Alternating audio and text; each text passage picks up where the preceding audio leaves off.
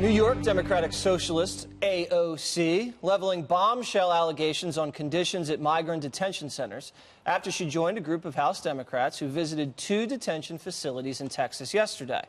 The Congresswoman even reportedly screaming at border agents at one stop. Here are the explosive claims she's making about the treatment of those migrants. There's abuse in these facilities. There's abuse. This was them on their best behavior, and they put them in a room with no running water, and these women were being told by CBP officers to drink out of the toilet. They were drinking water out of the toilet, and that was them knowing a congressional visit was coming. This is CBP on their best behavior, telling people to drink out of the toilet. Did you see somebody actually do that? I mean, in that last facility, I was not safe from the officers in that facility. Border Patrol issuing a harsh rebuttal to the freshman Congresswoman, firing back saying the accusations are not true. I can tell you with the utmost confidence that the migrants, anyone and everyone in our custody at all of our facilities have ready access to fresh water. They have access to consumables, and the standards that we apply to make sure that on a recurring and very timed basis that not only they have access to the types of consumables and fresh water that they would need. I've never heard in 26 years of being in this business ever heard of that type of allegation being made. Greg, do you believe her? I would actually need to see some proof to this. I think it's just her being sneaky, because I don't believe, this is my gut, is that no one's been drinking from any toilet. But if you see that the water fountain is situated above the toilet for plumbing reasons in an emergency shelter, and often in correctional facilities, you will see that. You'll see the toilet, and then it's the same for plumbing reasons, because that's where the plumbing comes out of. So the water source is below. It's not toilet water. It's actually it's drinking water, but it's above the toilet. But she's clever, because she just broadly says they're drinking from the toilet.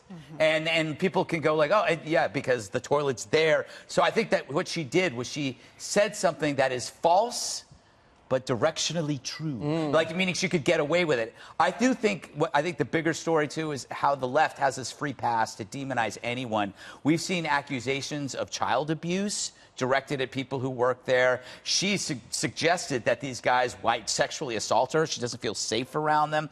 These are horrible things to say about people, casually, to say them casually. But if you respond angrily, or you make criticize her, suddenly she becomes the victim. These are snowflakes bearing switchblades. They come at you, and the moment you respond, it's like, oh my God, you hate me. And it's like, it is kind of weird. And the irony of this whole thing is the left incentivizes these crises by egging on 2 things. The caravans. They were encouraged as a way to overwhelm the border to create visuals. Next, they were incentivized to bring children, because the activists were telling people it was easier to get across the border if you bring kids, and it's easier to demonize the people that are meant to deal with this influx. And so the result is you have more sexual assaults, more drowning, and more death. I mean, these centers are probably the best relief that these people are going to get in this situation, and they're being demonized. It's by the very people who are incentivizing it. And she voted twice against bills that would have provided more resources for these migrants in these facilities, and then she goes down to the facility and say they're not getting the right resources. Looks pretty hypocritical. Are you talking to me? I am talking to Juan Williams. Because I think one of the things that happens here is we can politicize this, and I just would prefer that we not do that. Okay. But I will say this, that the big news to me is they have this Facebook page group, the Border Patrol agents, who have absolutely spoken in dehumanizing terms about the migrants. And they've also made awful sexual innuendo about Alexandria Ocasio-Cortez, the Congresswoman. And now we have a DHS Inspector General report in which the Inspector General, Jesse, says 3 of the 5 stations have no shower for children, kids have no change of clothes and no way to do laundry, and 2 of the stations, 2 of the 5, have no hot meals for kids. So these are not good situations. And if you then understand the kind of very hostile rhetoric that the agents have been taking part in on the Facebook page than for the Congresswoman to do her duty, which is to go to that station and to inspect it and to see the conditions and not just engage in political rhetoric in Washington, but actually go. I think she has a right to feel safe. So she did no political rhetoric down there? That wasn't a photo op? No. When she insulted those people? She didn't insult them. She called them Nazis. I guess that's not political. Greg, I'll tell you what was insulting. Them talking about her in a totally different way. We can go into that, too. But she called them child abusers. And right? Nazis. And ads called them and they child were running abusers. concentration camps. And I think, Katie, we all agree. We want the best for these migrants. We want to take care of them as best we can. Given the situation. They should not be here. They should not have come here the way they came here. It's an unfortunate situation. But the Border Patrol agents, they're not trained for this. They don't have the facilities. They don't have the money. They're doing the best they can. Right. Well, I'm glad that she made a real trip to a detention center, to a shelter, instead of posing for a photo op in front of a empty parking lot like she did the first time around with the photographer and her fake crying. That's the first step. The second thing is that her outrage is totally fraudulent because she has voted against every single piece of legislation that would have at least eased the situation temporarily.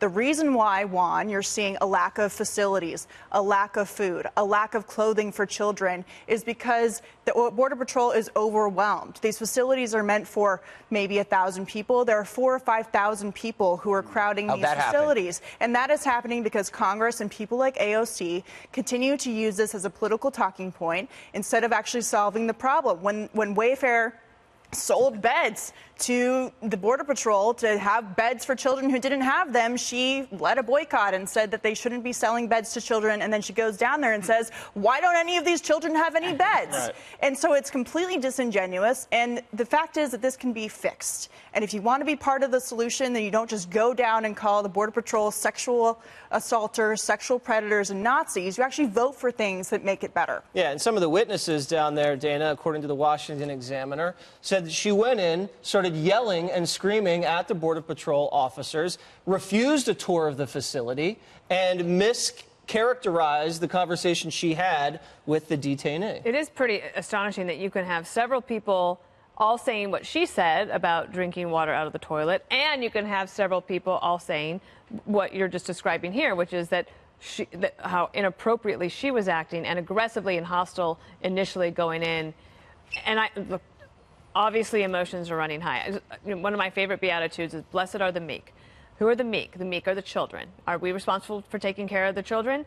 We are at this point, at this moment. And I think what the administration has figured out is you have to figure out a way to triage this situation.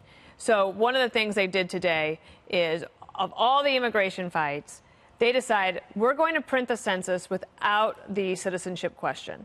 Whether they would have won on the merits, I think they probably would have, but there were problems with it. It is the executive branch's responsibility to do the census. The president's going to get that done. Fine, they take it off the table.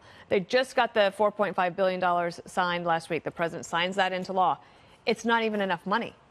So then they have to figure out how can they hire more people to deal with what she's talking about. And then I think the third thing, if you only got 3 wishes, the third thing has to be this asylum piece. And I think that on some of these must-pass pieces of legislation that are coming up in September, I would focus all sorts of resources on figuring out a way to change that. Because if they don't, I think what Greg's talking about, the caravans and the visuals, and they know that the administration is under pressure, so they're going to continue to send people here. But I think and we are not going to have enough. We are not equipped to take care of them. But the incentive, Dana, is not about anything that we say, oh, you know, these kids are being taken care of. The incentive is these people are fleeing oppression and poverty, and they want the better life for their families and children, something I think we all can share.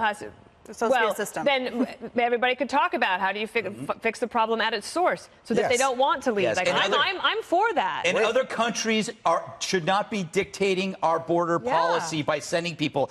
We cannot forget the children are being used and abused as pass keys into a country. Who built that? The people in the United States who mocked this humanitarian crisis months ago. We know who they are. I think AOC deserves a tip of the hat, by the way, for using her stature to shine a light on what's going on down there. Making up stuff. I think a lot of people think she's exploiting the tragedy and then doing nothing about it legislatively.